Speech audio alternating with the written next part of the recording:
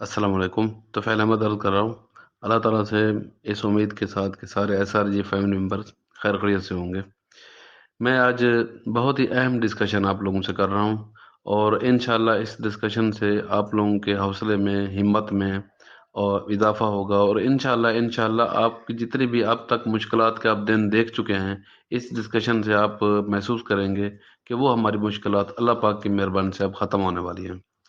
نومبر سے 2020 سے اگر آپ دیکھیں کہ ہم کرائسس سے آ رہے ہیں، ہمارے وڈرال بند ہیں، ہمارے جو ہے نا بینک اکاؤنٹس کمپنی کے فریز ہیں، اور اس دوران یعنی نومبر سے لے کے اور آپ اگست تک دیکھیں تو کافی ایسے ہماری ہی کمپنی کے لوگ ہیں جنہوں نے ماشاءاللہ بڑی گرو کی، انہوں نے گاڑیاں مین کر لی، انہوں نے گھر اچھے بنا لیے، اور انہوں نے جائیدادیں بنا لی۔ ان میں سے کچھ ایسے لوگ بھی تھے کہ جنہوں نے 50-50 روپے میں ڈالر پرچیز کر کے اور ان کو مہنگا بھی فروخت کیا، اور ایسے بھی لوگ ہیں کہ جو ان کرائسس میں بیچارے کچھ بھی نہیں کما سکے اور صرف سیف ارمان صاحب کا ساتھ دیتے رہے۔ تو یہ دونوں کیٹیگریز کے لوگ موجود ہیں۔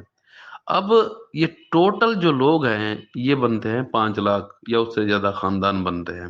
اس میں جو بینیفیشری ہیں، جو کمانے والے ہیں، جو اپرچونسٹک ہیں، وہ بمشکل 5,000 ہوں گے، لیکن باقی سارے کے سارے لوگ ایسے ہیں کہ جو سفر کر رہے ہیں۔ آپ تھوڑا سا ریکال کریں، اپریل میں راجہ ریاض صاحب آئے اور راجہ ریاض صاحب نے یہ کہنا شروع کر دیا کہ 5 لاکھ لوگوں کو سیکیور ہونا چاہیے، 5 لاکھ خاندانوں کو سیکیور ہونا چاہیے، اور نیٹ ورک مارکیٹنگ کے بارے میں بھی انہوں نے بہت کچھ کیا۔ تو راجہ ریاض صاحب آج بھی اسی بات پہ قائم ہے۔ آپ مختلف اگر ان کی ویڈیوز کو اٹھا کے دیکھیں تو رائے صاحب کہتے ہیں کہ ایک فرد ہے اور وہ سیف ارمان خان نیازی، اگر وہ سیکیور ہے تو 5 لاکھ خاندان سیکیور ہیں، اگر سیف ارمان خان نیازی سیکیور نہیں ہے تو پھر 5 لاکھ خاندان بھی سیکیور نہیں ہے۔ تو یہاں پہ ایک سوال آتا ہے، اب پورا سال گزر گیا ہے، سب کے جو ہے وہ انتظار بھی اچھا خاصا ہو گیا، سب صبر کا پیمانہ بھی لبریز ہو رہا ہے۔ ایک سوال یہ ہے کہ آج سیف ارمان صاحب باہر آ جاتے ہیں تو کیا یہ 5 لاکھ خاندان اکاموڈیٹ ہو جائیں گے؟ کیا ان کے سارے جو اثاثے ہیں وہ سیکیورڈ ہوں گے؟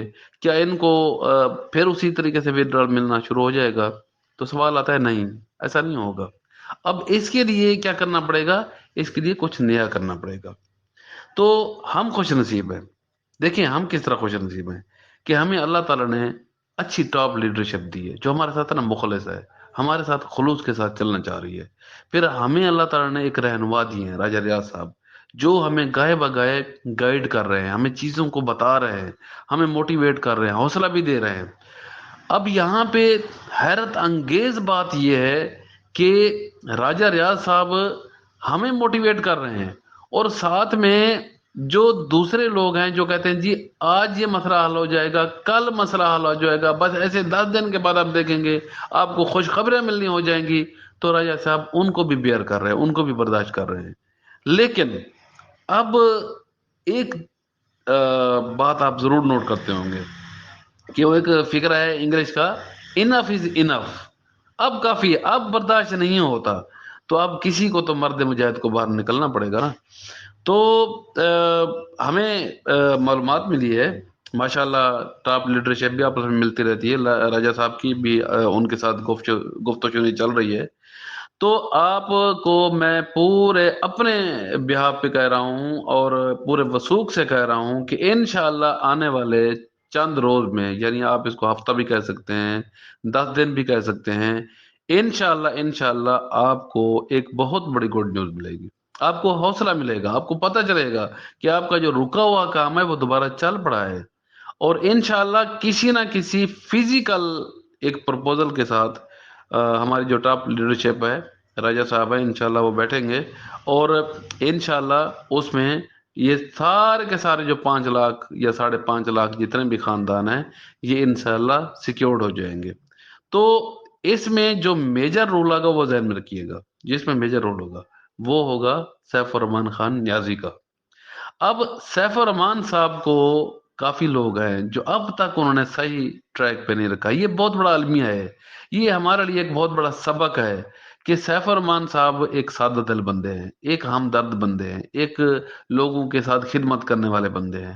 تو ایسے یعنی شریف و نفس شخص کو لوگوں نے ڈیٹیکٹ کر کے ان کو کھانے کی کوشش کی، ان کو مزید مشکلات میں ڈالنے کی کوشش کی۔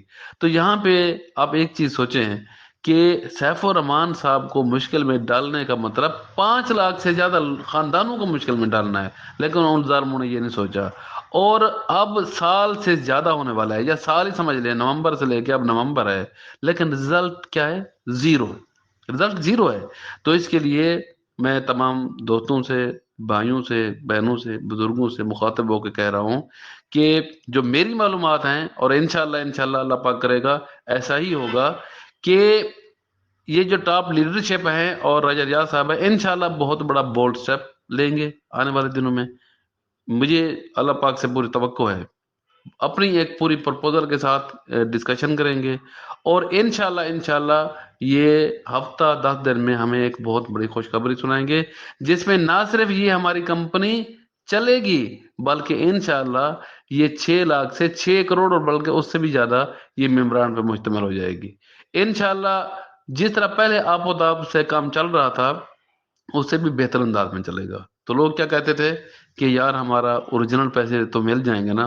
نہیں نہیں نہیں نہیں نہیں، اب آپ کو اوریجنل پیسے نہیں، بلکہ آپ کا کاروبار جس طرح چل رہا تھا انشاءاللہ اس سے بھی بہتر انداز میں چلے گا۔ لیکن اس میں صرف ایک چیز ذہن میں رکھیے گا کہ یہ جو ہمارے مشکل دن تھے، انہوں نے ہمیں ایک سبق سکھایا ہے۔